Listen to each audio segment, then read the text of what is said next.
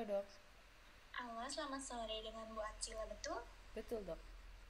Ya, bagaimana Bu Acila? Apa ada yang bisa saya bantu? Jadi begini dok, saya kan punya peternakan ayam broiler pedaging. Beberapa hari kebelakangan ini tuh ada ayam-ayam yang sakit dok. Sudah berapa lama sakitnya, Bu? Sekitar 4 hari dok. Oh, sudah 4 hari ya. Ayam yang terkena itu apakah masih muda atau sudah dewasa, Bu? Masih muda dok. Hmm. Kemudian kira-kira sudah berapa minggu ya kalau saya boleh tahu? Sekitar 3 mingguan dok umurnya. 3 minggu. Gejala sakitnya itu bagaimana ya, Bu? Apakah seperti bagaimana kondisi tubuh ayamnya? Apakah bobot badannya itu menurun drastis atau terdapat perubahan perilaku pada ayam atau bagaimana, Bu? Bobot badannya itu turun tapi tidak terlalu drastis. Lalu perilaku ayam itu terlihat lemas, nafsu makannya juga jelek dok. Jadi susah makan. Terus ayamnya suka bergetar dengan bulu yang berdiri dan kotor di daerah perut dan bagian duburnya dok. Tadi disebutkan itu ayamnya lemas, lalu nafsu makannya itu menurun dan badannya bergetar, betul ya, Bu? Betul dok. Kemudian bulunya juga itu berdiri dan kotor di daerah terutama itu pada perut dan dubur. Apakah ayamnya mengalami diare, Bu, atau kotorannya padat? Diare dok. Mengalami diare. Warnanya seperti apa ya, Bu, warna kotorannya? Apakah coklat, hitam, putih, atau bagaimana? Putih dok. Terus ada tekstur seperti kapur. Hmm. Apakah ayam yang sakit itu hanya satu atau mungkin terdapat ayam-ayam lain yang menunjukkan gejala yang sama, Bu? Sebenarnya ada dok. Kemarin itu saya hitung ada 12 biji dok yang terkena. 12 ekor. Jika saya boleh tahu, itu total ayam di peternakan Ibu ada berapa ya?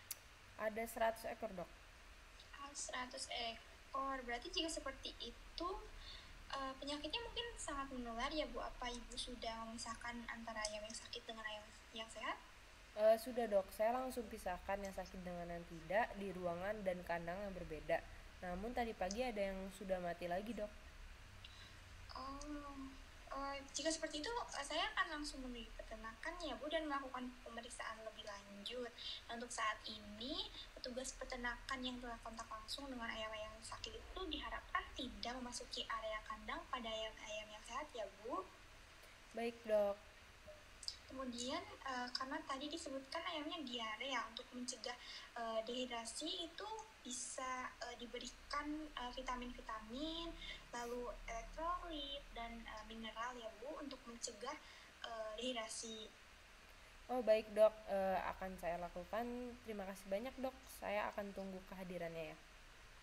Ya baik, terima kasih kembali. Setelah melakukan pemeriksaan lebih lanjut, ayam telah dipastikan mengalami infectious bursal disease. Penyakit ini disebabkan oleh infectious bursal disease virus yang tergolong dalam double-stranded virus dari genus Avivirnavirus dan famili Birnaviridae.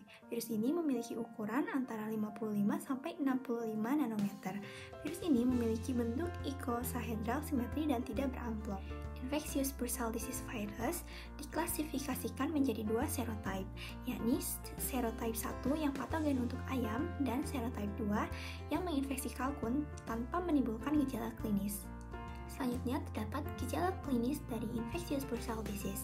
Masa inkubasi penyakit berlangsung antara 2 hingga 3 hari, di mana ayam yang terserang itu ditandai dengan gejala depresi, nafsu makan menurun, lemah, gemetar, sesak napas, bulu berdiri dan kotor, terutama di daerah perut dan dubur.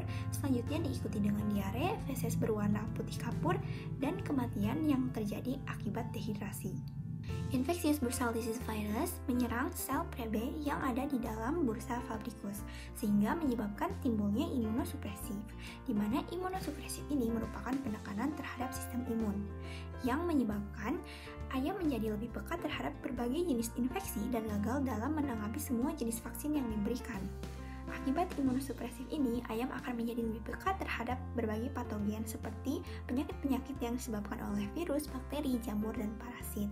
Studi selanjutnya menunjukkan bahwa ayam yang terinfeksi pada umur awal kepekaannya terhadap berbagai penyakit cenderung meningkat. Seperti terhadap Newcastle disease, infectious bronchitis, inclusion body hepatitis, Marek's disease, infectious laryngeotracheitis, chicken anemia agen, dan penyakit lain yang disebabkan oleh retrovirus. Kemudian selanjutnya terdapat detail-detail organ yang dimana didapatkan dari hasil nekropsi ayam yang terinfeksi oleh infectious bursal disease, yang dimana gambar A dan gambar B itu terdapat pembengkakan dan perbesaran pada bursa fabricus, yang dimana dapat kita lihat pada gambar B itu terdapat perbandingan antara bursa fabricus yang normal dan bursa fabricus yang telah terinfeksi oleh infectious bursal disease. Kemudian pada gambar C terdapat pembengkakan ginjal yang disertai oleh penimbunan asam urat. Sedangkan pada gambar D itu terjadi perdarahan pada otot, paha, dan dada.